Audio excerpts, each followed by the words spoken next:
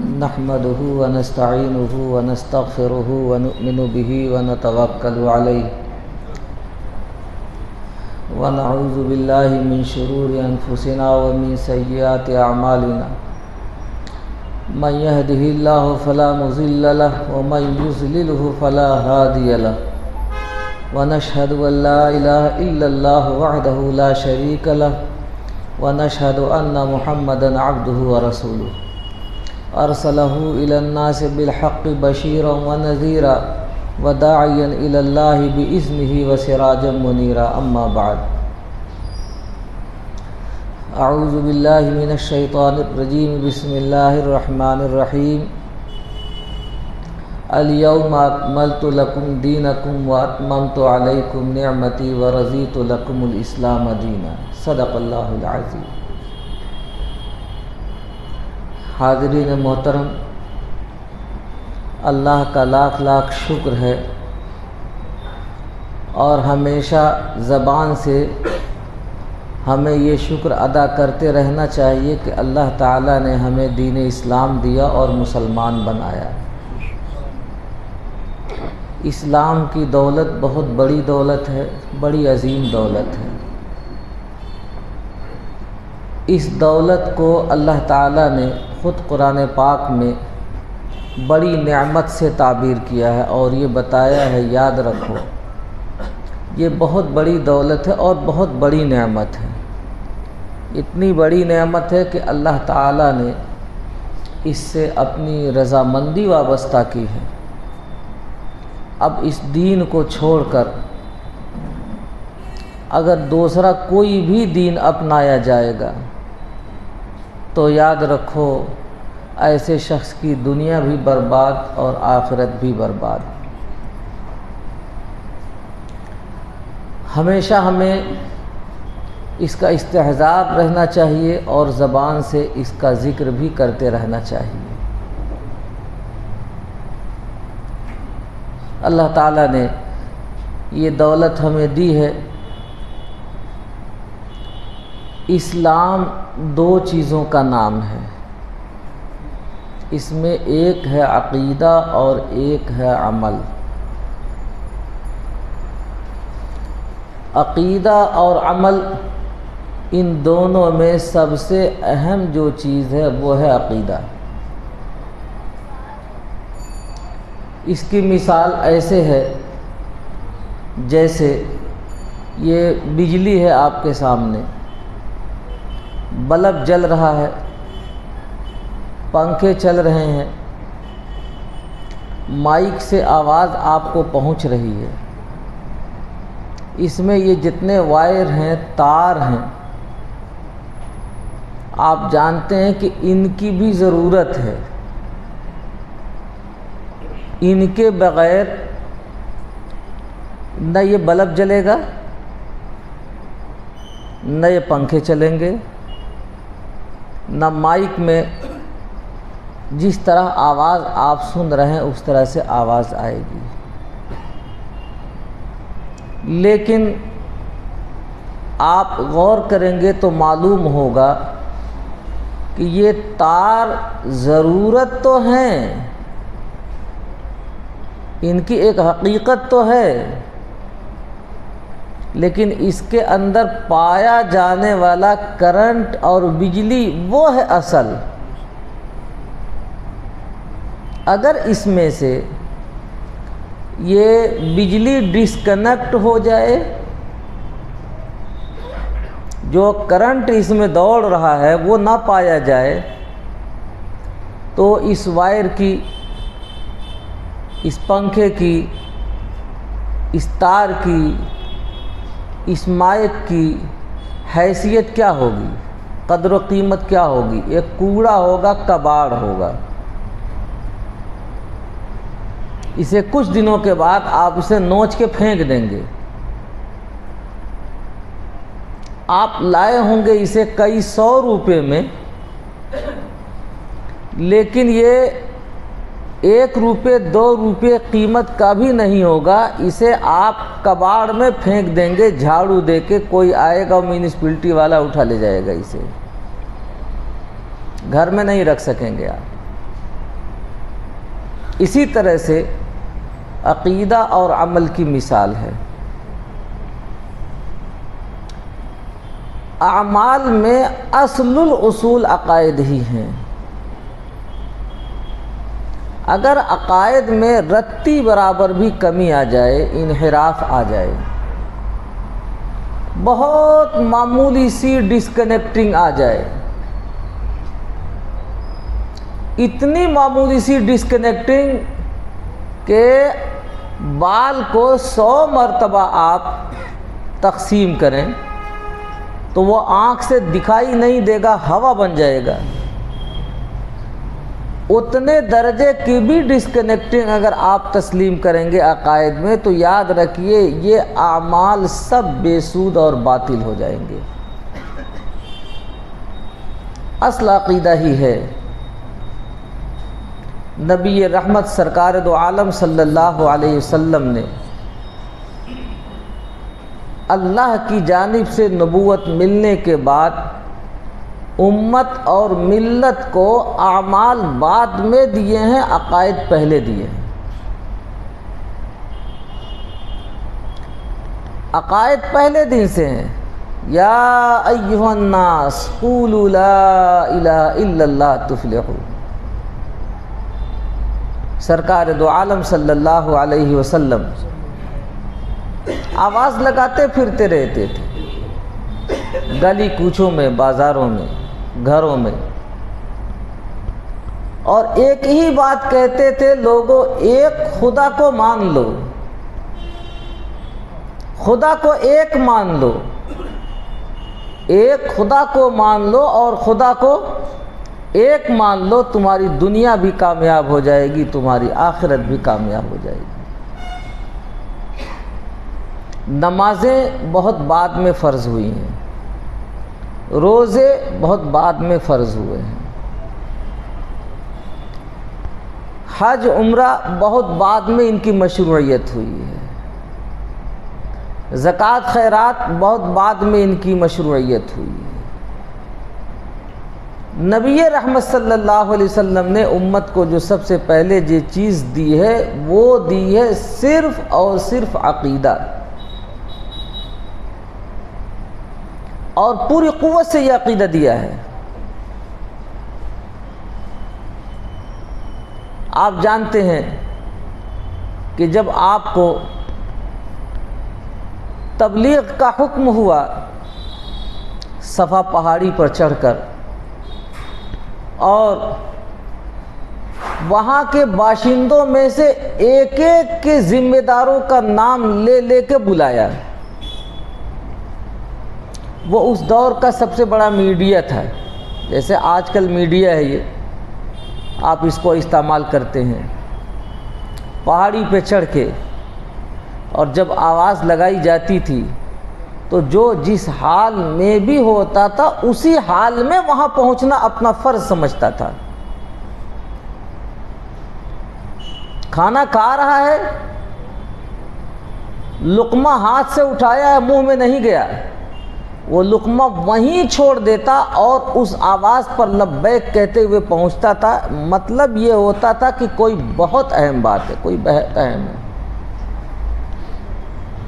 اگر نہیں کوئی پہنچ سکتا تھا، کوئی معذوری ہوتی، مجبوری ہوتی، تو اسی لمحے اپنا نمائندہ فوری طور پر بھیجتا تھا کہ جاؤ دیکھو کیا ہے۔ جتنے قبائل تھے ان کے سرداران تھے، ایک ایک کو نام لے کے صفا پہاڑی پہ چڑھ کے بلایا، آواز دی، اور اس زمانے کے اس سب سے طاقتور میڈیا کے استعمال کرنے کا نتیجہ یہ تھا کہ جتنے بھی قوم کے ذمہ داران تھے سب پہنچے وہاں، کوئی ایک بھی باقی نہیں رہ گیا، سب پہنچے۔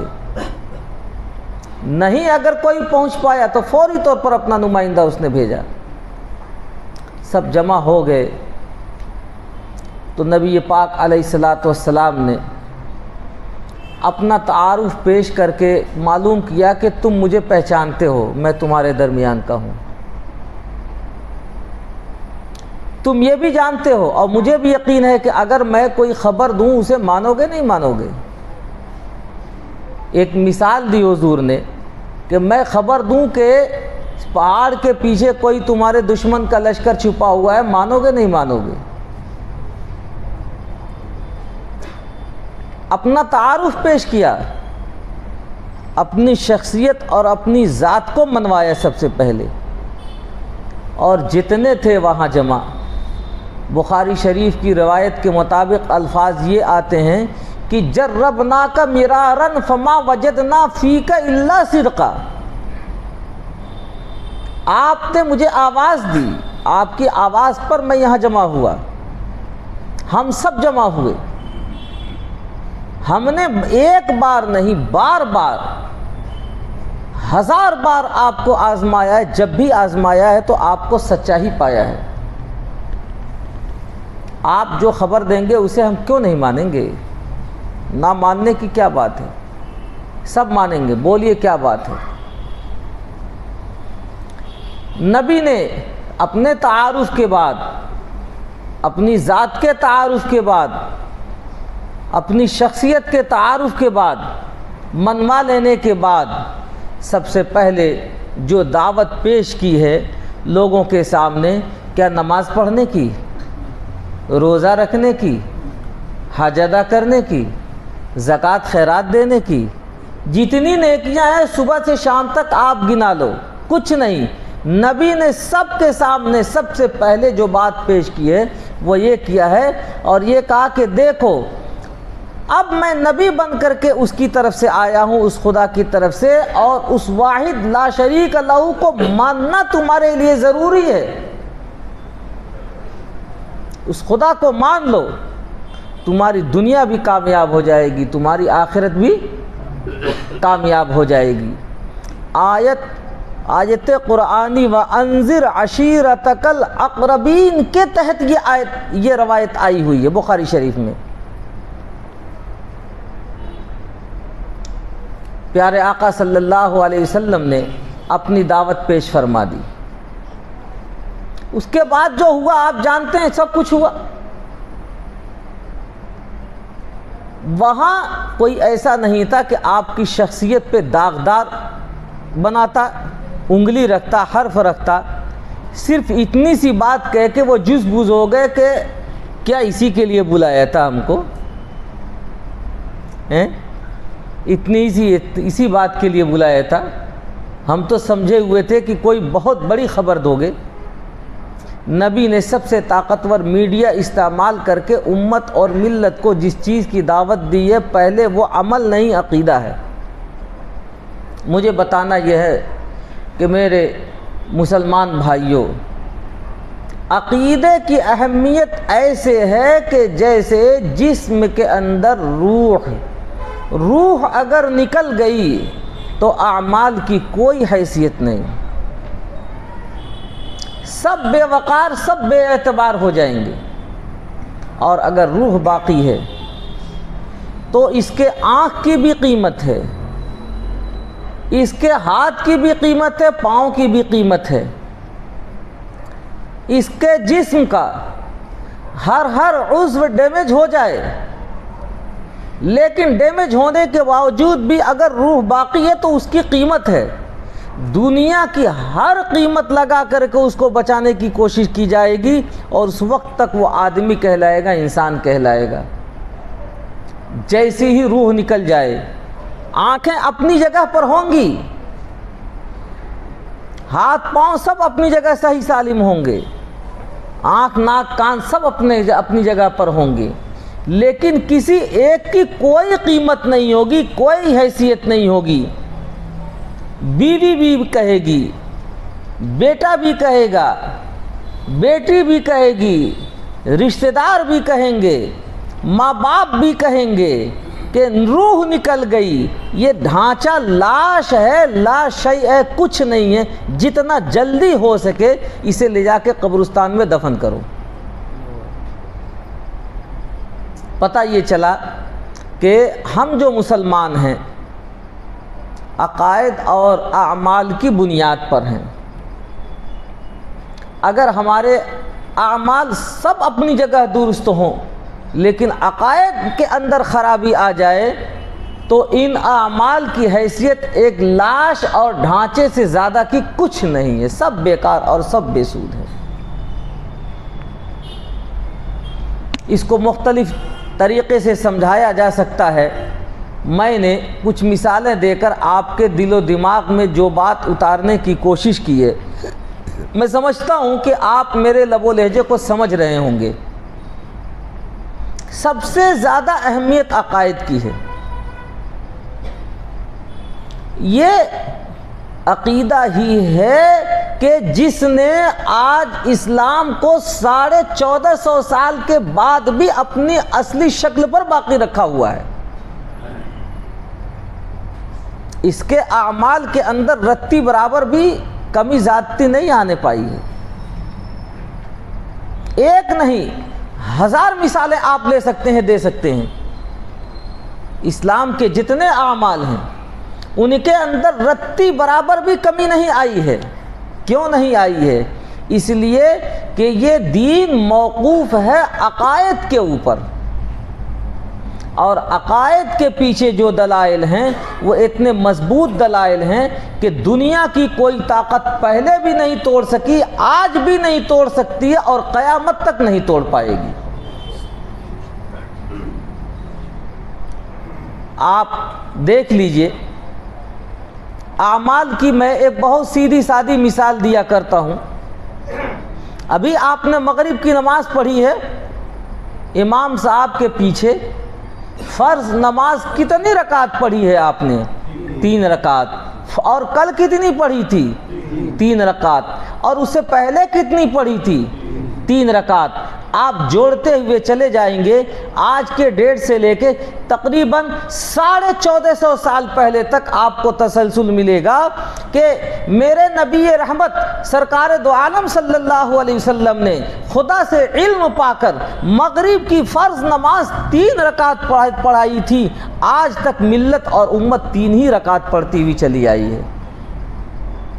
اگر کوئی آئندہ کے ڈیٹ میں حکومت تبدیل ہو جائے، سیاست تبدیل ہو جائے، جغرافیہ بدل جائے، دنیا کے کسی گوشے میں آپ چلے جائیں، کوئی یہ کہے آئندہ کے دن سے کہ آج کے ڈیٹ سے مغرب کی 3 نہیں 2 پڑھی جائے گی، کیا کوئی ہے آپ میں سے جو پڑھ لے گا؟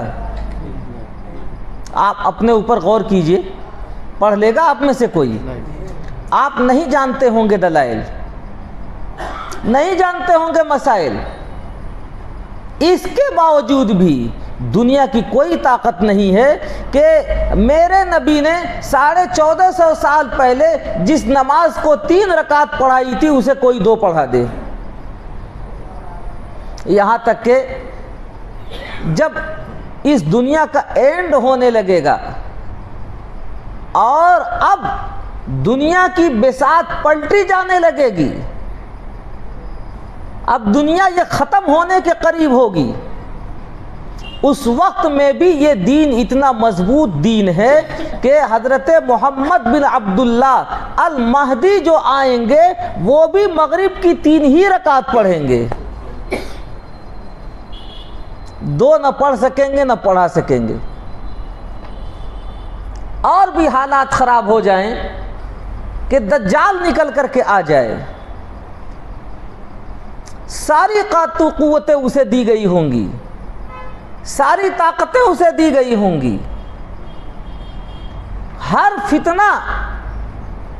فتنے کا سرچشمہ اور منبع ہوگا وہ، اور آزمائشیں اس وقت میں ایسی آئیں گی کہ الامان والحفیظ خدا کی پناہ، ایسی آزمائشیں آئیں گی۔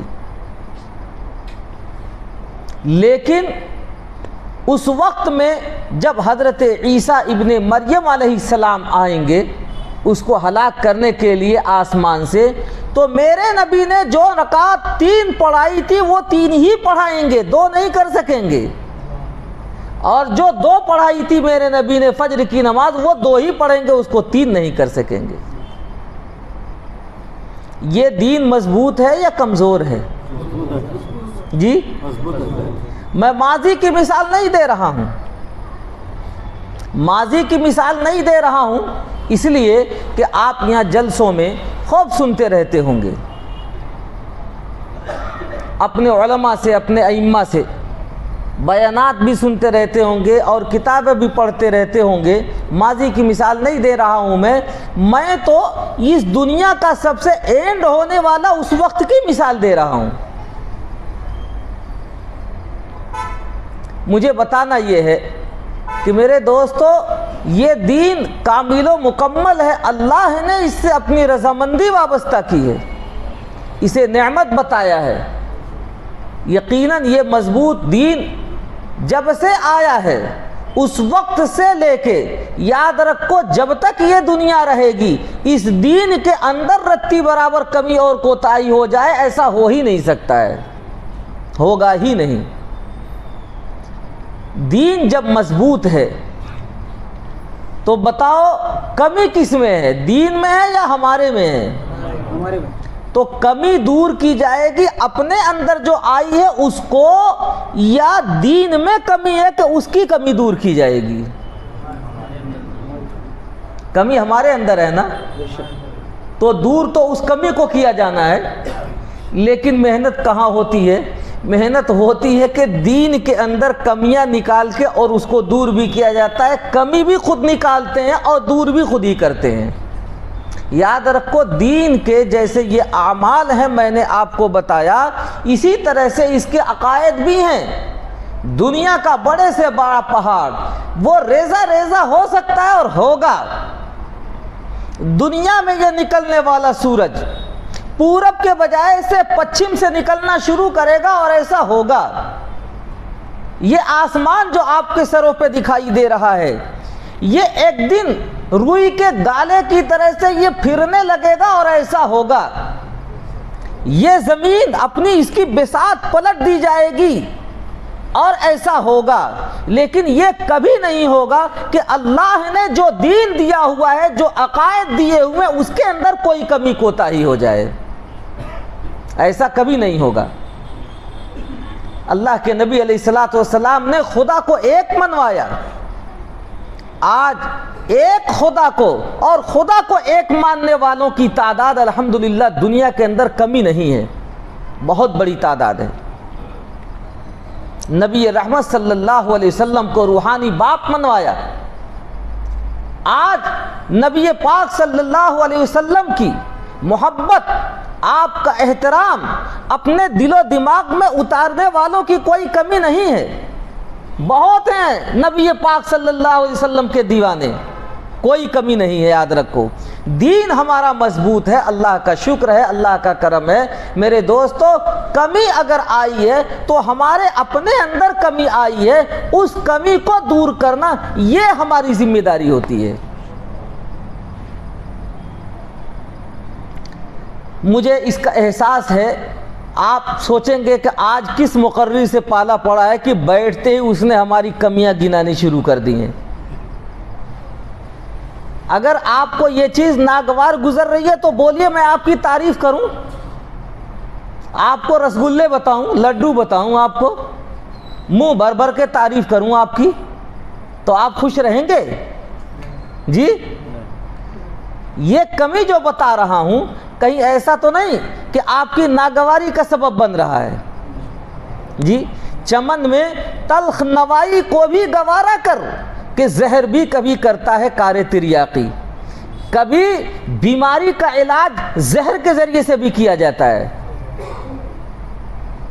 میں مختصر وقت میں کم وقت میں کام کی بات کرنا چاہ رہا ہوں، اس لیے بجائے اس کے کہ میٹھے میٹھے لب و لہجے میں ماشاء اللہ اور جزاک اللہ کی جھڑیاں لگاتا رہوں، آپ سے یہ کہنا چاہ رہا ہوں کہ میرے دوستو کمی ہمارے دین میں نہیں، ہمارے اندر ہے ضرور، اس کمی کو دور کیا جانا نہیں، دور کیا جانا ہے۔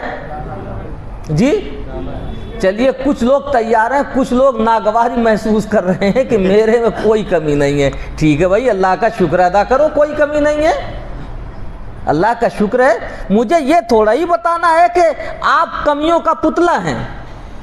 ہو سکتا ہے بہت سے اس میں اللہ والے ان میں کوئی کمی نہ ہو، ان میں آپ سب لوگ ہیں، بیجا پور والے بھی ہیں، یہ تو بزرگوں کی زمین ہے تو آپ بھی بزرگ ہی ہوں گے، کوئی کمی نہیں ہے۔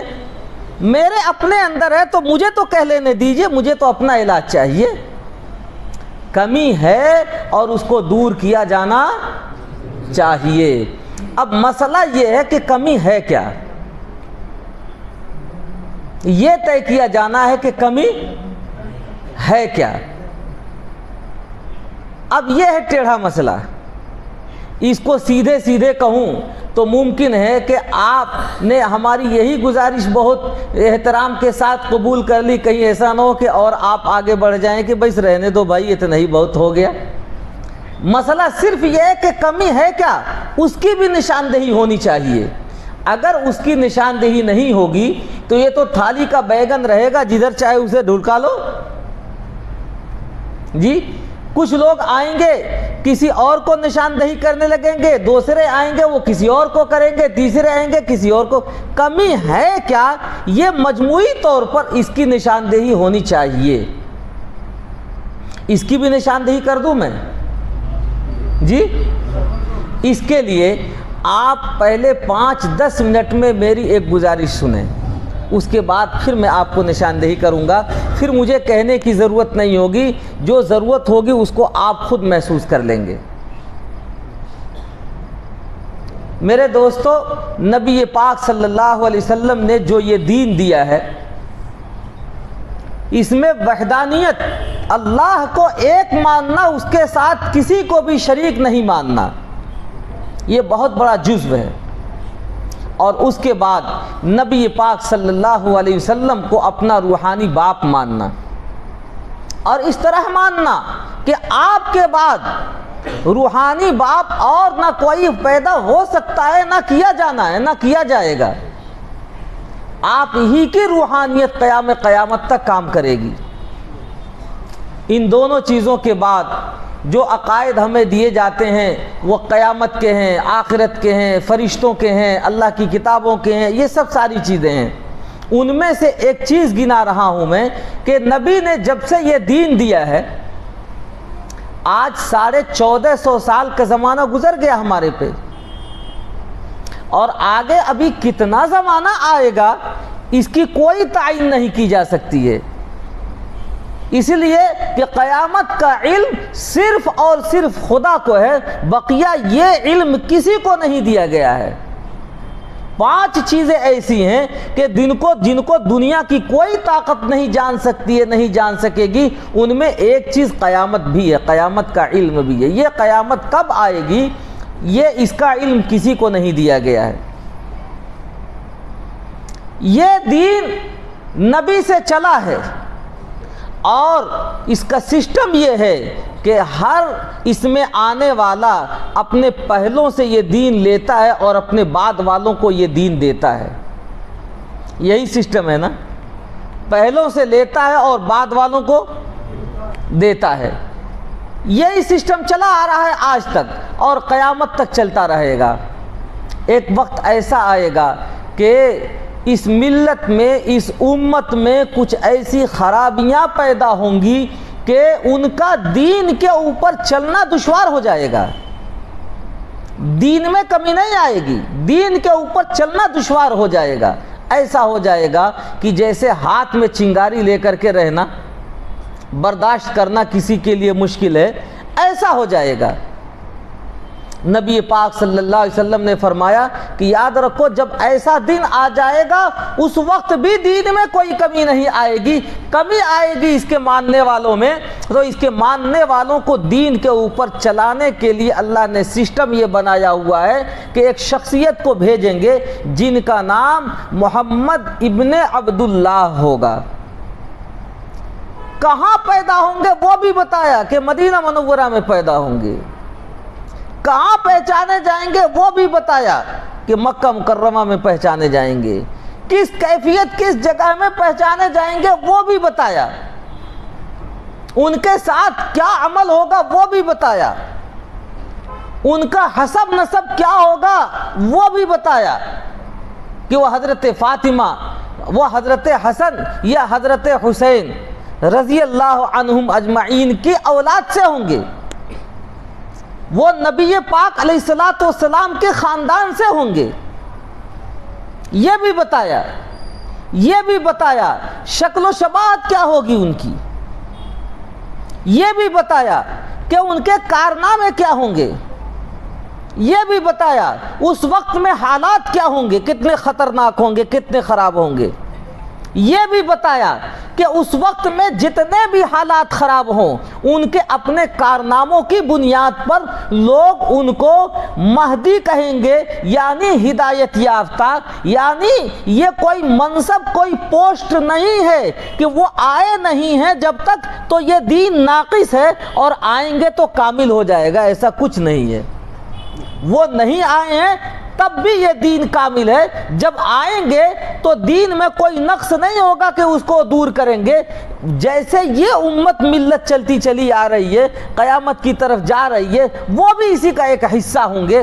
البتہ ان کے کارناموں میں ایک بڑا کارنامہ یہ ہوگا کہ اس ملت امت کو دوبارہ دین کے اوپر چلانے میں وہ ہدایت یافتہ ہوں گے، لوگ چلیں گے۔ اور یہ بھی بتایا کہ امن چمن چین سکون ان کے زمانے میں اس طرح سے ہوگا کہ دنیا سے ظلم جیسے بری ہوئی ہوگی، دنیا ظلم سے، وہ ظلم کا خاتمہ کریں گے، ظلم کو مٹا دیں گے، اتنا چین سکون ہو جائے گا۔ یہ ساری چیزیں بتائی ہیں۔ میرے دینی بھائی بتاؤ کہ کیا وہی دن آ گئے ہیں کیا ابھی آپ کے درمیان؟ جی ایمان مضبوط نہیں ہے آپ کا؟ جی کمزور ہے ایمان آپ کا؟ آپ کا ایمان اتنا مضبوط ہے کہ پڑھے لکھے لوگوں کی بات چھوڑ دو، یہ مسجد ہے، اینٹ سے بنی ہوئی ہے، پتھر سے بنی ہوئی ہے، جس چیز سے بھی یہ بنی ہوئی ہو، اس جگہ کو نسبت لگ گئی میرے پیارے آقا سرکار دو عالم صلی اللہ علیہ وسلم کی بنائی ہوئی مسجد سے۔ ایمان اتنا مضبوط ہے کہ ذرا اس کے اندر جوتا پہن کے ذرا اس کے اینٹوں کو کوئی روند کے دکھا دے، کوئی مسلمان برداشت کرے گا؟ جی ایمان کمزور ہے یا مضبوط ہے؟ اتنا مضبوط ہے کہ دیکھو یہ رحل ہے، قرآن پاک جس پہ رکھا جاتا ہے لکڑی کی بنی ہوئی ہوتی ہے، وہی لکڑی ہے درخت کی، وہ چر کے بن کے آتی ہے، کرسی بنا لیتے ہیں، اس پر بیٹھتے ہیں ہم، جب چاہتے ہیں اس پر پاؤں سے اس کو روند دیتے ہیں، جب چاہتے ہیں اس پر جوتا رکھے ہم کھڑے ہو جاتے ہیں، جب چاہتے ہیں اسے نالیوں کے اندر پھینک دیتے ہیں، جب چاہتے ہیں اسے چولہے کے اندر جلا دیتے ہیں، جہاں چاہتے ہیں اس کو استعمال کرتے ہیں۔ لیکن وہی لکڑی ہے، چر کے آ گئی، وہ رحل بن گئی، اور اس کے اندر میرے نبی کا لایا ہوا قرآن پاک رکھ کے پڑھا جانے لگا۔ اس لکڑی کو میرے نبی کے لائے ہوئے قرآن سے نسبت لگ گئی۔ کیا کسی میں ہمت ہے کہ پاؤں سے اس کو روند دے گا؟ ایمان کمزور ہے یا مضبوط؟ مضبوط ہے جی یہ آپ کو احساس نہیں ہو رہا ہے؟ اللہ کا شکر ادا کرو میرے دوستو، ابھی بھی اتنا دین مضبوط ہے۔ میں نے پوچھا کوئی فجر کی 2 کو 3 پڑھا دے پڑھ لیں گے آپ؟ 3 کو 2 پڑھا دے پڑھ لیں گے آپ؟ یہ اعمال تو بلا واسطہ ہیں، یہ واسطے کی بات کر رہا ہوں کہ ایک رحل ہے، لکڑی ہے، کوئی حیثیت نہیں ہے اس کی، لیکن میرے نبی کا لایا ہوا قرآن اس پر رکھ کے پڑھا جا رہا ہے۔ ایک مسلمان کے دل میں اس کا جو ادب و احترام ہے آج پوری دنیا دیکھ سکتی ہے۔ اور اگر نہیں کسی کے سمجھ میں آتا ہے تو ذرا اس مجمع میں کسی رحل کے اوپر پاؤں رکھ کے کوئی دکھا دے، مجمع ایسا سمجھائے گا کہ 6 پشتوں تک اس کی یادداشت بن جائے گی۔ کمزور ہے ایمان یا مضبوط ہے؟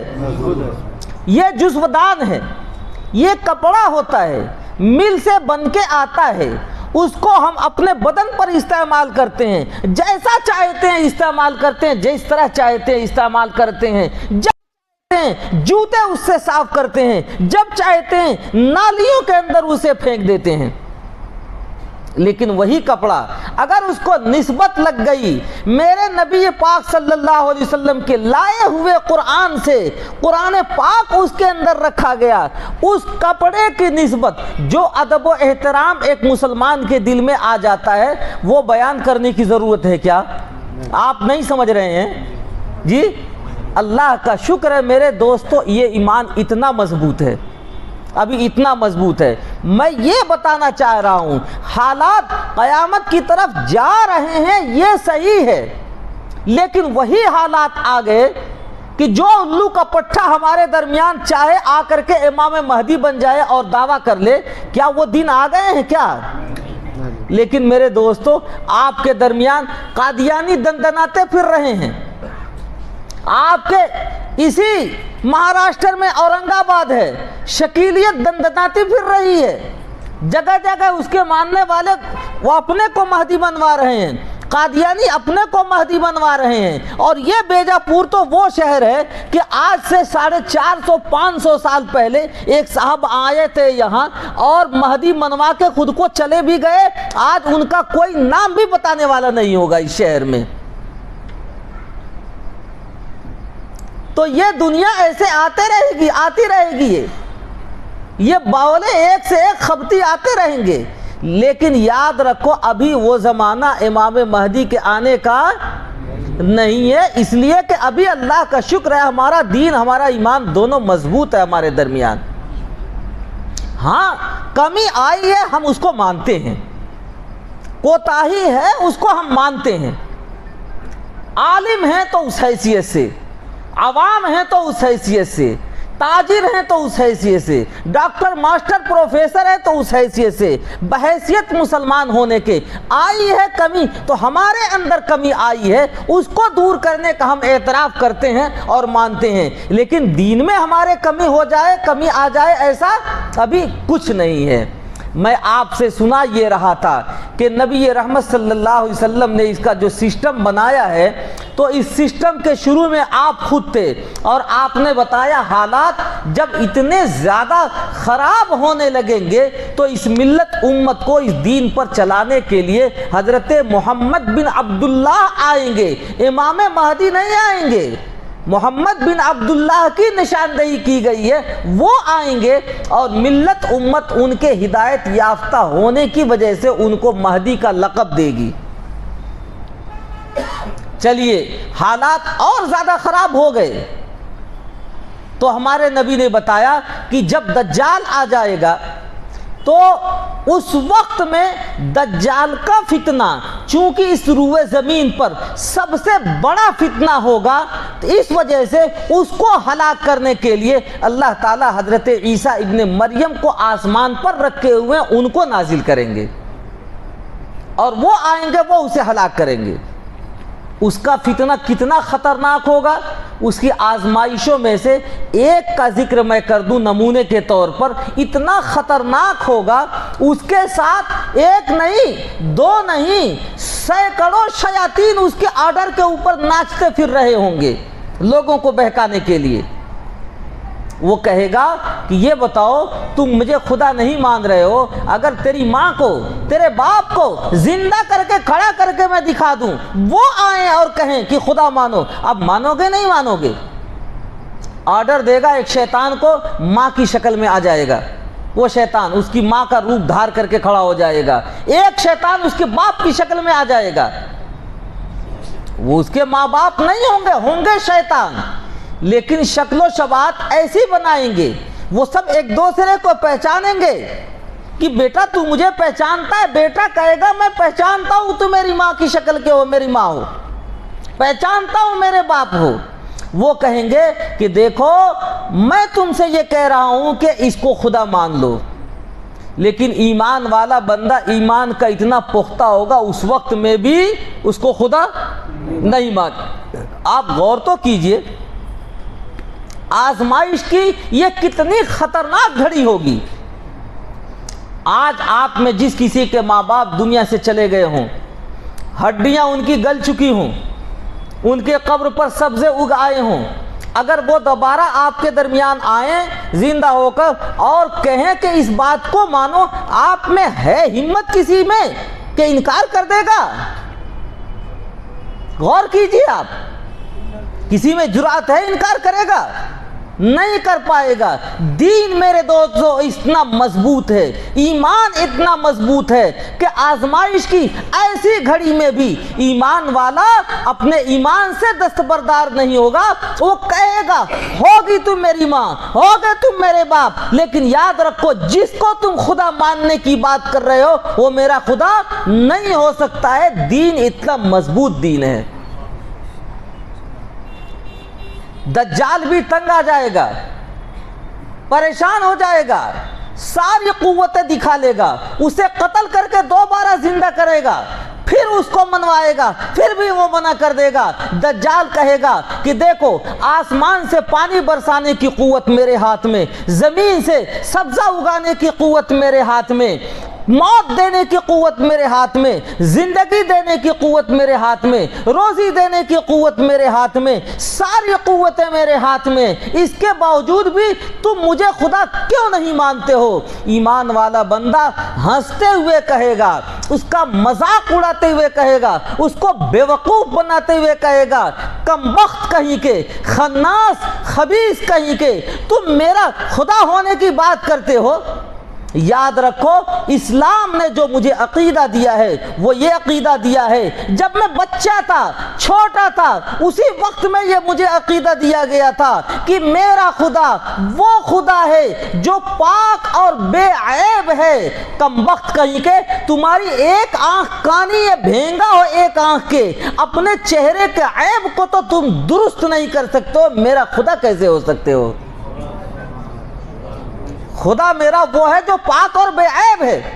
پہلے اپنے چہرے سے عیب کو دور کرو، اس کے بعد میرا خدا ہونے کی بات کرنا۔ دوسری بات وہ یہ کہے گا کہ سنو خناس کہیں کے، خبیث کہیں کے، خدا ہونے کا شوق چرا رہا ہے تم کو، جانتے ہو میرا خدا وہ ہے کہ اکبر من کل شیء، دنیا کی ہر چیز سے میرا خدا بڑا ہے، دنیا کی کوئی چیز اس کا احاطہ نہیں کر سکتی ہے۔ اور تمہارا حال تو یہ ہے کہ تمہارے پورے سراپا وجود کو میری آنکھوں نے اپنے اندر سمیٹ لیا، اپنے احاطے کے اندر لے لیا ہے۔ خبیث تم بڑے ہو یا میرا خدا وہ بڑا ہے کہ جس نے مجھے ایسی آنکھیں دی ہیں کہ تیرے وجود کو پورا کا پورا احاطے میں لے رکھا ہے میں نے۔ تم بڑے ہو، میری آنکھیں بڑی ہیں، آنکھیں بڑی ہیں نا بھائی، پہاڑ بہت بڑا ہے، لیکن یہ بتاؤ خدا کتنا بڑا ہے؟ اتنے بڑے پہاڑ کو اللہ نے آپ کے آنکھوں میں ایسی قوت دی ہے، ایسی طاقت دی ہے، اتنے بڑے پہاڑ کو آنکھوں میں سمیٹ لیتے ہیں نہیں آپ؟ جی آسمان بہت بڑا ہے، خدا کتنا بڑا ہے؟ اس نے چھوٹی سی ایسی آنکھ دی ہے کہ زمین کے اس کنارے سے اس کنارے تک آنکھوں میں سمٹ آتا ہے نہیں آتا ہے؟ وہ بندہ یہ کہے گا تم میرا خدا ہونے کی بات کر رہے ہو، میرے خدا کو دنیا کی کوئی سی چیز احاطہ نہیں کر سکتی ہے، تمہارا احاطہ میری آنکھوں نے کر رکھا ہے، میرا خدا کیسے ہو سکتے ہو؟ دلیل کمزور ہے یا مضبوط ہے؟ اسلام کمزور ہے یا مضبوط ہے؟ ایمان کمزور ہے یا مضبوط ہے؟ دجال آ کر کے بھی میرے دوستو اس ایمان کو، اس دین کو لینا چاہے گا، لے نہیں پائے گا، وہاں سے سٹ پٹا کے بھاگے گا، دوبارہ قتل کرنا چاہے گا۔ اللہ فرمائیں گے بس تجھے اتنی ہی طاقت دی گئی تھی، تجھے بھی پتا چل گیا کہ یہ طاقت میری طرف سے دی ہوئی ہے، تمہاری اپنی کوئی طاقت نہیں ہے، میرے ایمان والے بندے کی طاقت تیرے سے بھی بہت زیادہ ہے، ایمان والے کی قوت تیری قوت سے بہت زیادہ ہے۔ میرا بھیجا ہوا دین یہ ہر چیز سے مضبوط اور محفوظ ہے، یاد رکھو۔ تمہارا دج، تمہارا فریب، تمہارا دھوکہ، تمہاری قوت نمائیاں یہ گرد ہیں ایک ایمان والے کے سامنے، تم کچھ نہیں کر سکتے ہو، اتنا مضبوط ایمان ہے۔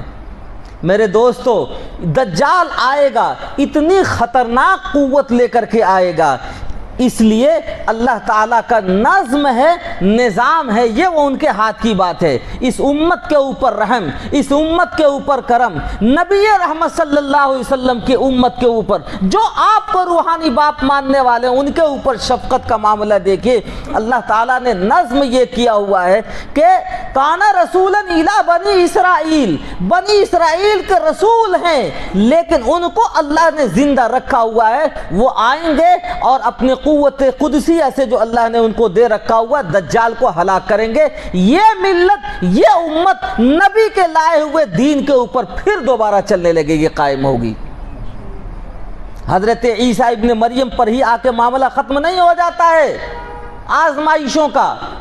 جب حضرت عیسیٰ ابن مریم آئیں گے تو برکتیں ہی برکتیں ہوں گے۔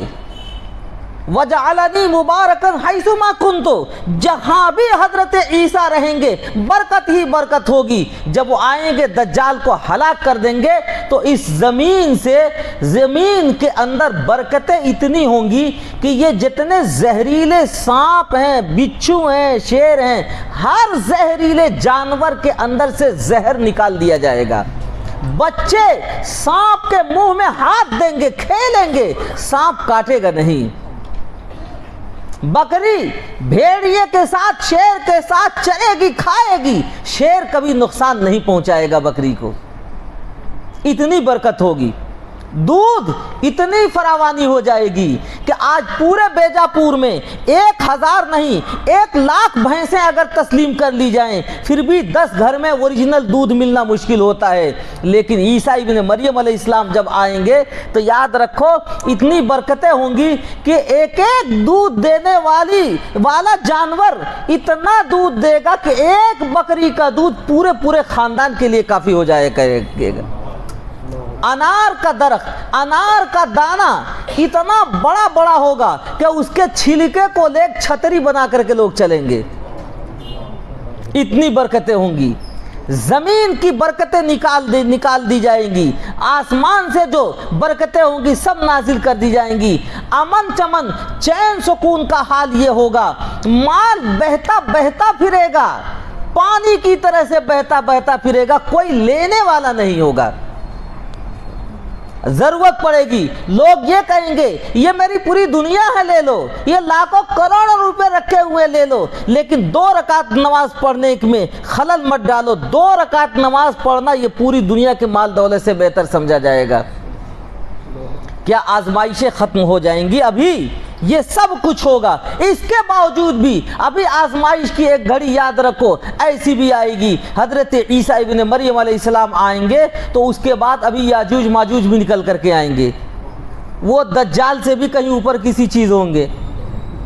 اللہ فرمائیں گے حضرت عیسیٰ ابن مریم علیہ السلام کو کہ اب یہ بھی میرے بندے ہیں لیکن ان سے مقابلے کی قوت آپ کو بھی نہیں دی گئی ہے، آپ کو قوت دجال سے مقابلے کی تو دی گئی ہے، ان سے مقابلے کی قوت آپ کو بھی نہیں دی گئی ہے۔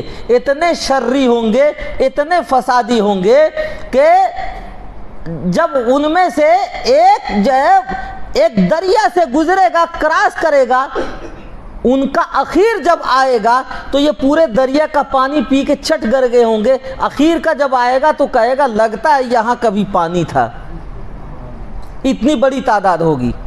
یعنی اس میں سے انسانوں میں سے ایک اور ان کا 99 اتنی بڑی تعداد ہوگی، یہ تناسب ہوگا ان کا۔ حالت یہ ہوگی وہ کہیں گے کہ یہ پوری دنیا والوں کے اوپر تو میں نے قبضہ کر لیا، اب یہ آسمان والا ہے، لاؤ اس کو بھی مارو، اس کے اوپر قبضہ کریں گے ہم۔ اب وہ تیر چلائیں گے آسمان کے اوپر اللہ تعالیٰ کو مارنے کے لیے۔ اللہ تعالیٰ کی رحیمی، ان کا شفقت، ان کا کریمی دیکھیے، وہ ان کے تیر کو خون میں ڈبو کے واپس کر دیں گے تو وہ یہ کہیں گے کہ واہ واہ، دنیا والوں پر بھی میں نے حکومت قائم کر لی، آسمان والے کو بھی مار ڈالا، آسمان پر بھی میری حکومت ہے۔ اللہ فرمائیں گے تمہاری فرعونیت جو ہے وہ اب انتہا کو پہنچ گئی ہے، اب دیکھو تمہارا علاج ہوتا ہے۔ پھر کیا ہوگا؟ یہ ہوگا کہ ان کے گردن میں ایک چھوٹی سی پھوڑیا پیدا کریں گے، پھوڑا نہیں، پھوڑیا چھوٹی سی، پھونسی جس کو بولتے ہیں نا، گردن میں چھوٹی سی پھوڑیا پیدا کریں گے اور اس پھوڑیے سے جو خدا کو مارنے کی بات کر رہے تھے، دنیا پر حکمرانی کی بات کر رہے تھے، اللہ تعالیٰ نظام یہ کریں گے، ایک پھوڑیے کی وجہ سے وہ ایسے پٹ پٹا کے مریں گے، ختم ہوں گے کہ پوری دنیا ان کی لاش سے بھر جائے گی۔ مثال دی گئی ہے، ایک پرندہ اڑے گا، اڑتے اڑتے زمین پر بیٹھنا چاہے گا، زمین پر بیٹھنے کی جگہ نہیں ملے گی، وہ اڑتے اڑتے تھک جائے گا، گرے گا تو ان کی لاشوں کے اوپر گرے گا، پوری زمین میں ایک بالشت جگہ نہیں ہوگی جہاں ان کی لاشیں نہ ہوں۔ بدبو سے لوگوں کے ناک پھٹیں گے، حضرت عیسیٰ ابن مریم علیہ السلام بھی ہوں گے، اس وقت یہ اس دین کے ماننے والے ایمان والے بھی ہوں گے، وہ پناہ لیے ہوئے ہوں گے جہاں کہیں بھی ہوں گے۔ طور پہاڑ کے اوپر حدیث شریف میں آتا ہے، دعا کریں گے اللہ سے کہ اللہ ان کمبختوں کو آپ نے ہلاک تو کر دیا لیکن زمین کو ان سے پاک کر دیجئے۔ اللہ تعالیٰ آسمان سے بارش برسائیں گے اور ان کی لاشوں کو پانی اٹھا اٹھا کے لے جا کے سمندر میں کہاں پھینکے گا، گل کے ایسے ختم ہو جائیں گے جیسے کبھی تھے ہی نہیں۔ یہ زمین ایسے ہو جائے گی کالزلفت، جیسے چمکتا ہوا شیشہ، اور برکتیں اس سے اتنی نکلیں گی کہ جس کا میں نے آپ کو شمار کرایا، اتنی برکتیں نکلیں گی۔ اب میں آیا اپنے مقصد پر، جو چیز مجھے شمار کرانے کی تھی، جو چیز بتانے کی تھی، وہ یہاں آیا کہ اب کیا تھا پہلے اور کیا نہیں ہوگا۔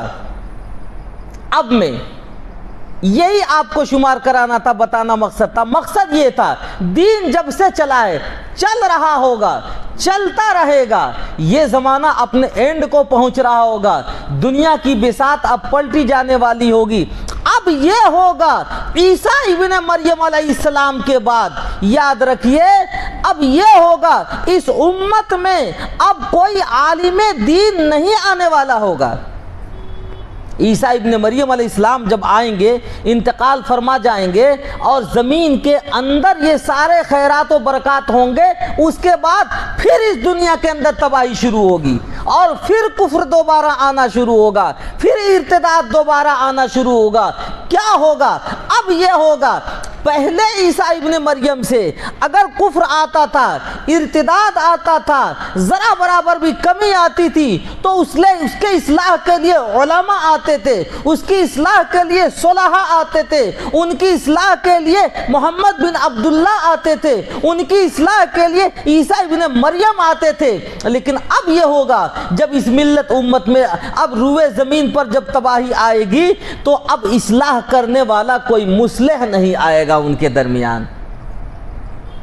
قرآن جو آپ پڑھ رہے ہیں اس کے حروف بھی اٹھا لیے جائیں گے، سینوں سے بھی اٹھا لیے جائیں گے اور اوراق سے بھی اٹھا لیے جائیں گے۔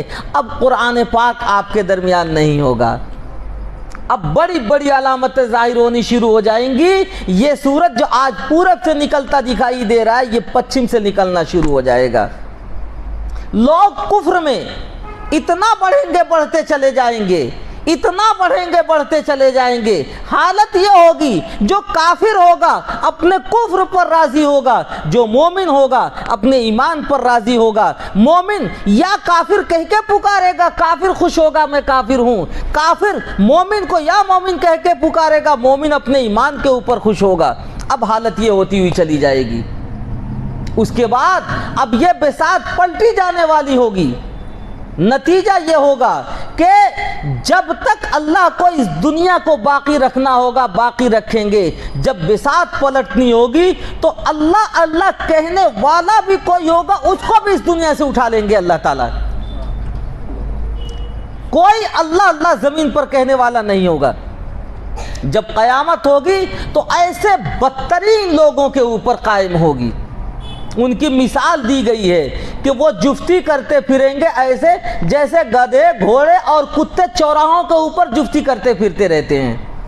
اب یہ حالت ہو جائے گی، اس روئے زمین پر اب کوئی اللہ اللہ کہنے والا نہیں ہوگا۔ یہ کفر آیا عیسیٰ ابن مریم علیہ السلام کے بعد، اب کوئی مصلح نہیں آیا۔ کفر آیا عیسیٰ ابن مریم علیہ السلام سے پہلے، تو مصلحین کی اتنی تعداد آتی رہتی ہے کہ آپ دیکھ رہے ہیں کہ آج بھی آپ کے دل و دماغ میں، آپ کے سینے میں ایمان ہے یا نہیں ہے؟ جی یہ فرق ہو جائے گا۔ اب میں نتیجے کے اوپر پہنچنے والا ہوں۔ مجھے سنانا یہ ہے میرے دوستو کہ یاد رکھو، پتہ یہ چلا یہ علماء، یہ اہل علم، یہ صلحاء، یہ خانقاہ والے، یہ اللہ والے، یہ وہ لوگ ہیں، یہ حفاظ، یہ وہ لوگ ہیں جب تک ہیں یہ اس بات کی علامت ہے کہ دنیا کے اندر خیر ہے۔ علماء نہیں رہیں گے تو یاد رکھو دنیا کے اندر خیر اٹھتا ہوا چلا جائے گا۔ حفاظ نہیں رہیں گے، دنیا کے اندر خیر اٹھتا ہوا چلا جائے گا۔ صلحاء نہیں رہیں گے، دنیا سے خیر اٹھتا ہوا چلا جائے گا۔ یہ سب اٹھ چکے ہوں گے، دنیا میں سب سے بدترین لوگ باقی رہ جائیں گے، اللہ تعالیٰ ان کے اوپر قیامت قائم کریں گے۔ پتہ یہ چلا کہ ہمیں قدردانی کس کی کرنی ہے؟ ہمیں اپنے کلیجے سے کس کو لگانا ہے؟ ہمیں اپنے آنکھوں کا سرما کس کو بنانا ہے؟ علماء کو۔ میرے یاد دوستو یاد رکھو، اگر علماء سے آپ نے محبت کا ثبوت دیا تو دنیا کی کوئی طاقت آپ سے ایمان کو چھین نہیں سکتی ہے، اور علماء سے آپ نے دوری اپنا لی تو دنیا کی کوئی طاقت ایمان آپ کو دے نہیں سکتی ہے۔ علماء کے بارے میں کہا کرتا ہوں، یاد رکھو یہ فرشتے نہیں ہیں، آسمان سے نہیں آئے ہیں، یہ اسی زمین کی مخلوق ہیں، انسان ہیں، غلطیاں ہوں گی، 1000 درجے کی غلطیاں ہوں گی ان سے، لیکن یاد رکھو ایمان اگر کہیں ملے گا تو صرف علماء کے درمیان ملے گا، علماء سے ملے گا آپ کو۔ آج حالت یہ ہو رہی ہے کہ علماء سے، امام صاحب سے، معلم صاحب سے، حفاظ سے ذرا برابر غلطی ہو گئی تو یہ فتنہ پرور لوگ رائی کو پہاڑ بنا کر، تل کو تاڑ بنا کر کے پیش کیا کرتے ہیں۔ مقصد یہ ہوتا ہے ملت کو، امت کو علماء سے کاٹ دو، پھر یہ کٹے ہوئے پتنگ کی طرح سے ہو جائیں گے، جدھر چاہو انہیں لے جاؤ۔ معلوم ہوا آپ کو خرابی کیا آئی ہے ہمارے درمیان؟ جی کمی کیا ہے ہمارے درمیان؟ دین میں ہمارے کمی نہیں ہے، کمی مجموعی طور پر اگر آئی ہے وہ اس بات میں آئی ہے کہ صحیح الفکر علماء سے ہمارا رابطہ کمزور ہو گیا ہے۔ کمی ہمارے اندر اگر آئی ہے تو اس بات میں آئی ہے کہ جو باصلاحیت اہل علم ہیں ان سے ہمارا رابطہ کمزور ہو گیا ہے۔ کمی ہمارے اندر آئی ہے، اس بات میں آئی ہے کہ علماء کے نسبت ہماری آنکھیں میلی ہو گئی ہیں، علماء کی نسبت بغض اور کینے نے ہمارے سینے میں جگہ اپنا لیا ہے۔ یاد رکھو جب یہ ہونے لگے گا تو یہ دنیا اپنے اینڈ کو جانے لگے گی، جا ہی رہی ہے۔ اصلاح کرنی ہے، پہلا زینہ یہ ہے میرے دوستو، طے کرو۔ اگر میری بات آپ کے سمجھ میں آ گئی، میں نے شروع سے لے کے آخر تک کا پیریڈ ایک بہت مختصر انداز میں آپ کے سامنے پیش کیا ہے، طے کر لو۔ اگر ایمان پر باقی رہنا ہے تو اپنے علماء کو اپنے سینے سے لگانا ہوگا انشاءاللہ۔ اگر اسلام کے اوپر زندہ رہنا ہے تو ہمیں اپنے علماء کو اپنے کلیجے سے لگانا ہوگا انشاءاللہ۔ اگر ایمان پر ہمیں قائم و دائم رہنا ہے، اپنی نسلوں کو باقی رکھنا ہے تو علماء کی نسبت اپنے سینے سے بغض اور عناد کو دور کرنا پڑے گا۔ اور اگر اس میں کمی آ جاتی ہے تو میں آپ کو اس مائک میں چیخ چلا کے آواز لگا کے بتا رہا ہوں، دین دنیا میں آپ کو کہیں بھی نہیں ملنے والا ہے، یہ بھی یاد رکھیے۔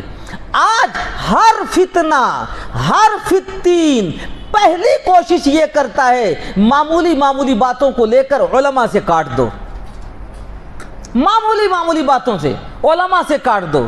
آج امریکہ، افریقہ، لندن، یورپ والے یا جو ہمارے اپنے کہے جاتے ہیں، میں دھڑلے سے کہتا ہوں سعودی والے، اس وقت میں وہ یہ نہیں کہتے ہیں کہ تم دین چھوڑ دو، وہ کبھی نہیں کہیں گے تم قرآن چھوڑ دو، وہ کبھی نہیں کہیں گے تم نمازیں چھوڑ دو، وہ کبھی نہیں کہیں گے اپنے نبی کو چھوڑ دو، اتنا ضرور کہیں گے کہ سب کچھ پہ عمل کرو لیکن علماء دین کے بغیر۔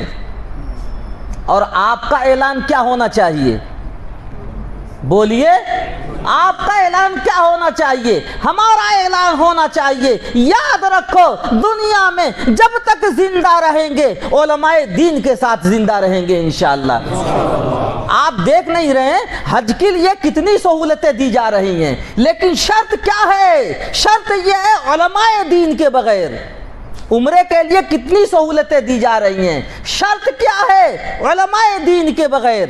وہ کہتے ہیں دیندار رہو لیکن علماء دین کے بغیر، دین پر عمل کرو لیکن علم دین کے بغیر۔ دین پر کراتے ہیں عمل، عمرے میں ساری سہولتیں آپ کو فراہم کی جاتی ہیں، حج میں ساری سہولتیں فراہم کی جاتی ہیں، لیکن علم دین کے بغیر لیٹسٹ دین پیش کیا جا رہا ہے، نیا دین بنایا جا رہا، پیش کیا جا رہا ہے۔ آج یہود و نصارہ کی سازشوں کو آپ نہیں دیکھ رہے ہیں؟ چوں کفر از کعبہ برخیزد کجا ماند مسلمانی۔ آج حالت یہ ہوئی جا رہی ہے میرے دوستو، مسلمانوں کو ایمان پر باقی رہنے کی دعوت دی جا رہی ہے لیکن علماء دین کے بغیر، دین پر عمل کرنے کی دعوت دی جا رہی ہے لیکن اس علم دین کے بغیر جس کے حاملین یہ علماء ہیں۔ بچے گا دین؟ بچے گا دین؟ رہے گا ایمان؟ نہیں رہے گا۔ اس لیے میں کہنا یہ چاہتا ہوں اپنے اندر جو سب سے پہلی کمی اور کوتاہی آئی ہے علماء سے دوری۔ بیجاپور کے مسلمانوں، آپ سے آخر بار یہ نصیحت کرتا ہوں، یاد رکھو اگر علماء کو، صحیح الفکر علماء کو میں قید لگا رہا ہوں، علماء میں بھی میں نے کہہ دیا سب فرشتے نہیں ہوتے، سب عالم دین نہیں ہوتے، عالم نما بھی بہت سارے ہوتے ہیں۔ ڈاکٹروں میں بیجاپور میں سب اول نمبر کے ہی ڈاکٹر آ گئے ہیں کیا آپ کے وہاں؟ دوائیاں فیل نہیں ہوتی کسی کی، لیکن کیا انہیں ڈنڈے مارتے ہیں آپ ڈھونڈ ڈھونڈ کے؟ وکلا میں سب اے گریڈ کے ہی وکیل ہوتے ہیں کیا آپ کے بیجاپور میں؟ ان سے کمیاں نہیں ہوتی ہیں، لیکن کیا کمیاں ہوتی ہیں تو ڈھونڈ ڈھونڈ کے انہیں ڈھیلے مارتے ہیں آپ۔ ہر فکر میں، ہر فن میں، ہر موضوع میں، ہر لائن میں کمی آتی ہے۔ علماء کے اندر اگر کمی آ گئی کون سی قیامت آ پڑی ہے؟ میں نے آپ کو پہلے یہ بات سجھا دی ہے کہ یاد رکھو دین ہمارا کمزور نہ تھا، نہ ہے، نہ رہے گا۔ دین مضبوط ہے اور یہ دین ملے گا تو انہی علماء ہی سے ملے گا، لیکن معمولی چیزوں کو بہانہ لے کر بنا کر کے علماء سے کاٹنے کی کوشش کی جاتی ہے۔ آپ یہ عہد کریں اور زور سے عہد کریں، خانہ خدا میں آواز لگا کے عہد کریں، جب تک زندہ رہیں گے انشاءاللہ علماء دین کے ساتھ اور چلیں گے دین کے اوپر تو علم دین کے ساتھ، بغیر علم دین کے نہیں۔ یہ علماء جو دین دیں گے آپ کو وہ دیں گے جو ہمارے نبی سے ملا ہوا ہوگا۔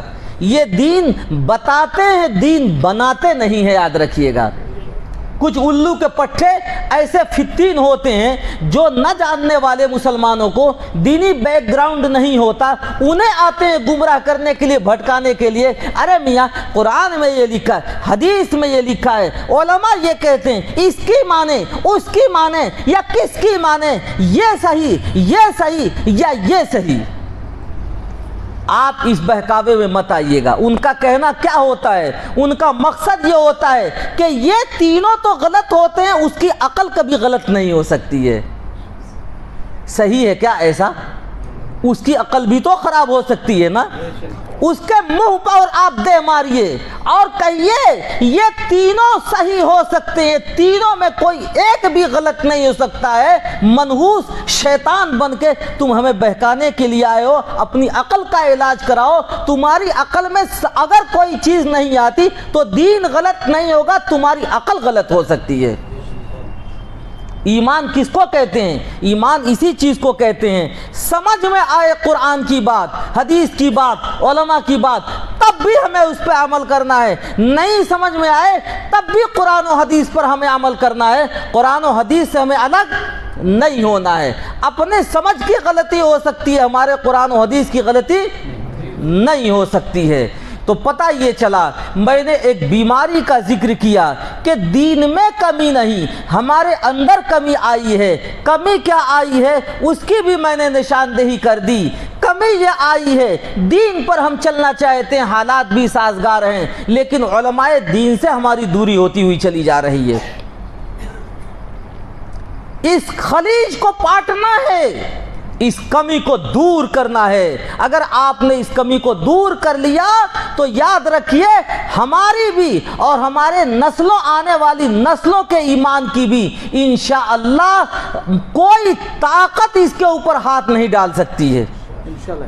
اور اگر اس میں کمی آ گئی تو زیادہ نہیں کچھ کہتا، یاد رکھیے کٹے ہوئے پتنگ کی طرح سے ہے۔ اللہ نے صرف جنت ہی نہیں بنائی، جہنم بھی تو بنایا ہے نا۔ اور شیطان نے تو قسم کھا رکھی ہے اور قسم در قسم کھا رکھی ہے، لَأُغْوِيَنَّهُمْ أَجْمَعِينَ، ایک ایک کو چن چن کے ہم گمراہ کریں گے۔ تو جس کے نصیب میں جہنم کا ایندھن بننا ہوگا اس کو نہ ہم سمجھا سکتے ہیں، نہ نبی سمجھا پائے ہیں، نہ امام محمد بن عبداللہ سمجھا پائیں گے، نہ عیسیٰ ابن مریم سمجھا پائیں گے۔ یاد رکھیے گا جن کے نصیب میں جہنم ہے ان کو کوئی سمجھا نہیں سکتا ہے، ہمارے ذمے صرف سمجھا دینا ہے۔ ہم نے کمی کی بھی نشاندہی کر دی اور اس کے تلافی کی بھی نشاندہی کر دی۔ اللہ تعالی ہمیں بھی اور آپ کو بھی اس پر عمل کرنے کی توفیق نصیب فرمائے۔ میرے دوستو، یہ جو عقائد کی لائن سے کمیاں ہمارے اندر ہوتی جا رہی ہیں، ان کمیوں کو دور کرنے کا جو پلیٹ فارم ہے، اسی پلیٹ فارم کا نام تحفظ ختم نبوت ہے۔ تحفظ ختم نبوت کے پلیٹ فارم سے یہ کمیاں دور کی جاتی ہیں۔ میں یہ چاہوں گا کہ بیجاپور کے مسلمانوں، آپ کے درمیان مدارس بھی ہیں، مساجد بھی ہیں، علماء بھی ہیں، صلحاء بھی ہیں، طرح طرح کی تنظیمیں بھی ہیں، لیکن ان کے درمیان آپ کوشش یہ کریں کہ ہمارے عقائد کے اوپر جو شبخوں مارنے والی طاقتیں ہیں ان سے ہمیں خود کو بھی بچانا ہے، اپنی نسلوں کو بھی بچانا ہے۔ اس کے لیے آپ کوشش کریں رابطہ کرنے کی، تحفظ ختم نبوت کا پلیٹ فارم مضبوط کرنے کے لیے۔ تحفظ ختم نبوت کے سے وابستہ ہونے کا مطلب یہ ہے کہ آپ کے عقائد کی حفاظت، آپ کے آنے والے نسلوں کے ایمان کی حفاظت انشاءاللہ اس راستے سے ہوا کرے گی، ہوتی رہے گی۔ اور اگر اس سے آپ ٹوٹ جاتے ہیں تو دیکھیے دیگر تنظیمیں آپ کو یہ ڈوز، یہ دوائیاں کتنی دے سکیں گی وہ آپ جانیں، وہ تنظیمیں جانیں۔ وہ مکمل دے بھی سکتی ہیں، کبھی کسر کوتاہی بھی رہ سکتی ہے۔ آج تو اسپیشلائز کا زمانہ ہے، اسپیشلسٹ ہر مسئلے میں ڈھونڈا جاتا ہے۔ تو عقائد کے مسئلے میں بھی اسپیشل طور پر دارالعلوم دیوبند کی جانب سے جس پلیٹ فارم سے محنت کی جاتی ہے، اسی پلیٹ فارم کا نام تحفظ ختم نبوت ہے۔ آپ سے گزارش کروں گا آپ خود بھی جڑیں اور اپنے نسلوں کو بھی اس سے جوڑے رکھیں۔ انشاءاللہ ثم انشاءاللہ آپ کے ایمان کے اوپر دنیا کی کوئی طاقت، کوئی حکومت، کوئی سیاست ہاتھ نہیں ڈال سکے گی انشاءاللہ۔ اللہ تعالی ہمیں بھی آپ کو بھی اس پر عمل کرنے کی توفیق نصیب فرمائے۔ میں سمجھتا ہوں کہ بات میں نے مختصر سی صحیح آپ کے درمیان پوری کر لی ہے۔ اب کوئی اور بات رہ گئی ہو تو بتائیں، آپ کچھ اعلان کرنا ہے تو کر دیجئے۔ یہ تحفظ ختم نبوت کے احباب آئے ہوئے اعلان کریں گے، ان کو سن لیجئے، اس کے بعد دعا ہوگی مختصر سی، اس کے بعد ہی آپ جائیں، ابھی جانے کی فضا نہ بنائیں۔